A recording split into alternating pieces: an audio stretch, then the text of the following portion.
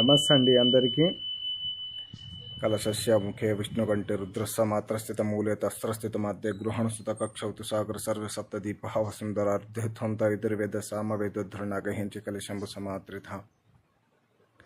వశీకరణం సాధారణంగా భార్యాభర్తలు కానీ ప్రేమికులు కానీ ఎవరైనా సరే ఎదుటి వాళ్ళు మన మాట వినాలి అని అనుకుంటే సర్వజన ఆకర్షణ మంత్రాన్ని జపించి వాళ్ళని మనం వశం చేసుకోవచ్చు, మన మాట వినేలాగా చేసుకోవచ్చు. వశీకరణంలో కొన్ని విధాలుగా ఉంటాయి, కొన్ని రకాలుగా ఉంటాయి. తర్పణ వశీకరణం ఉంటుంది, రౌద్ర వశీకరణం ఉంటుంది, అలాగే కొన్ని రకాలుగా ఉంటాయి.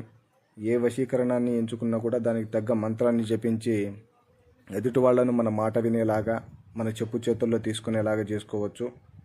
అలాగే మా ఛానల్ని కొత్తగా చూస్తున్నట్లయితే వెంటనే సబ్స్క్రైబ్ చేసుకోండి. మీకు మా ప్రతి ఒక్క వీడియో కూడా మీకు నోటిఫికేషన్గా రావడం జరుగుతుంది.